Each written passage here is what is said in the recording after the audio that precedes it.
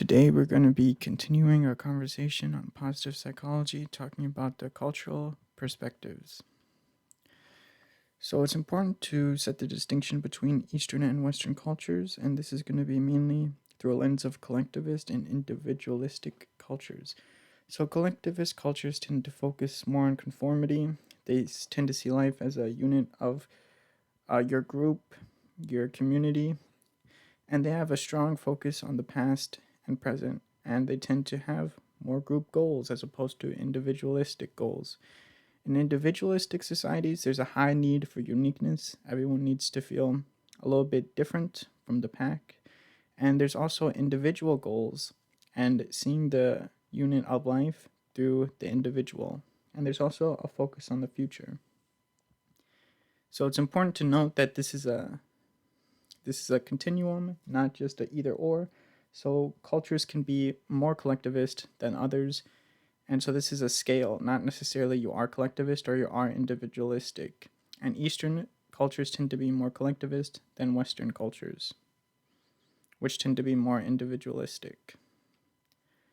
So this need for uniqueness is one of the key components of a collectivist or an individualistic society. And this means that we need to have some sort of uniqueness about ourselves that sets us apart from the group. And so this is actually shown in your emotional reaction to people who are similar to you. If there's low similarity between you and the other person, you're going to typically have a more negative emotional reaction to that person.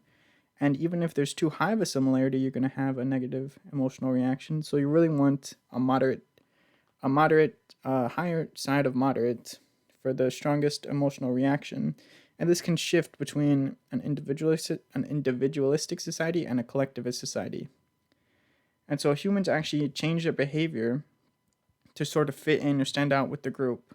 And so if you don't see very many similarities with other person, you'll look for commonalities. Whereas if you have a high similarity to the other person, you're going to be trying to put yourself apart in some way, to make you dissimilar, to make you unique. So now we're going to go over some of the cultural frameworks that have laid this foundation, starting with individualism in America. So America was founded on the pursuit for happiness.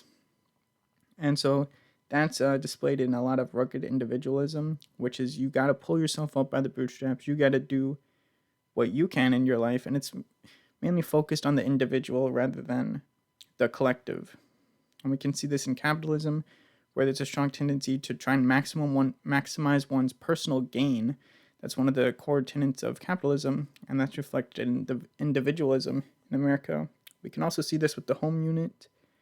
Many people move out early on in life, and they either live by themselves or maybe with their significant other, but you don't see very many multi-generational homes in America.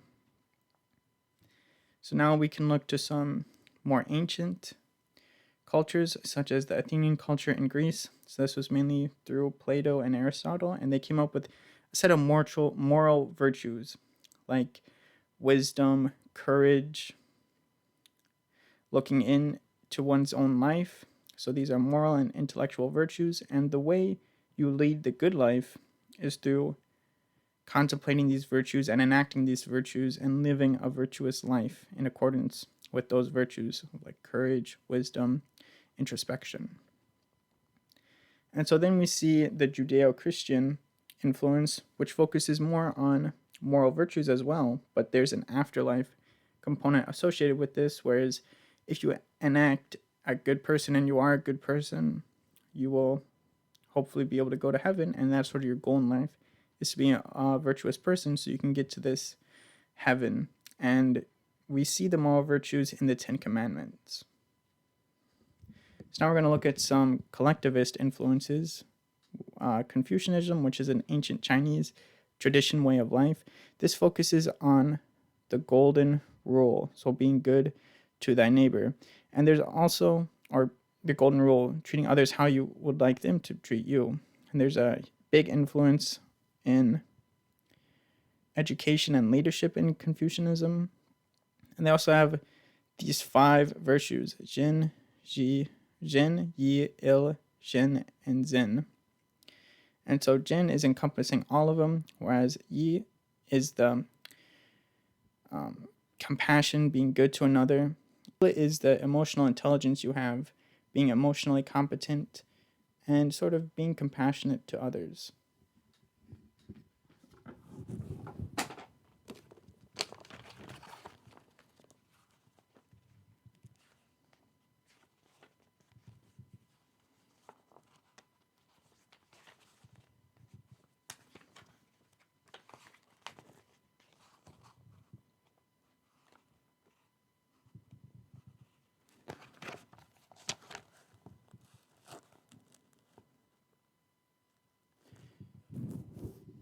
Zen is being truthful, having truthfulness, and she is wisdom. So now we're going to move on to Buddhism, now we're going to move on to Taoism, another ancient Chinese tradition. And this tradition focuses on living in accordance with nature, or the Tao. So the nature has a certain characteristic, and you want to live with that, the flow. You want to live in accordance with nature. And so how do you do this? It's mainly going to be through your own lived experiences, and it's sort of an internal pursuit to figure out what that means for you. And if you're able to live in accordance with nature, you will naturally become virtuous. So that's sort of the goal, is to live in accordance with nature. Now we're going to look at Buddhism.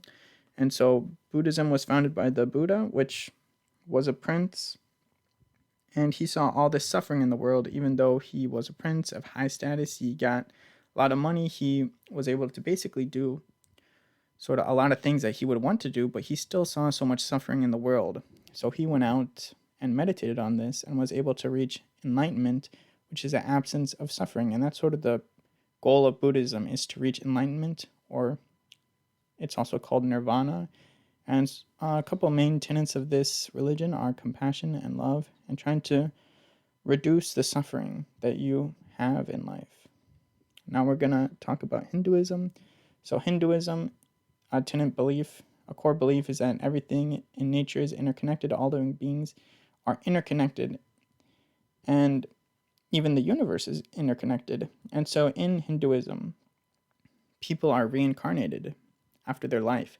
But some people who do self-betterment, they are able to live a very good life, and they're able to live virtuously. They exit the cycle of reincarnation.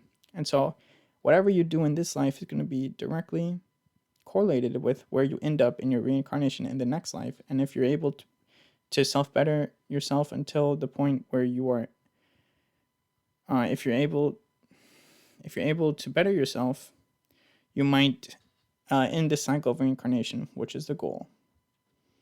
And so we're going to tie this up by looking at the East and West perspectives again. So there's some universalities in these cultures, like being good to one another, having some sort of virtues, but those virtues may differ. The outcome of your life may differ. What you're trying to achieve may differ. So we've seen multiple different influences, from Hinduism, where you're trying to end the cycle of reincarnation, to Christianity, where you're trying to end in heaven, or even Taoism, where you're just trying to live in accordance with nature. So it's important to realize all these differences when we're talking about human strengths, because some strengths are different for different cultures, and we should value each. We should look for the we should try and value each of the cultures, what their perspectives are, and what they believe is what makes a human a good person or virtuous. What are the strengths of humanity?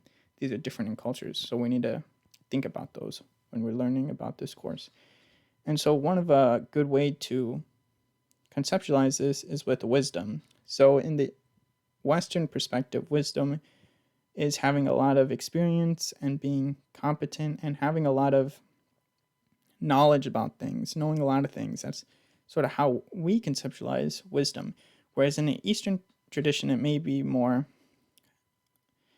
fitting in with the group, learning social skills, sort of an emotional component to wisdom. So that's just one way that the same word can have different conceptualizations in both Eastern and Western cultures.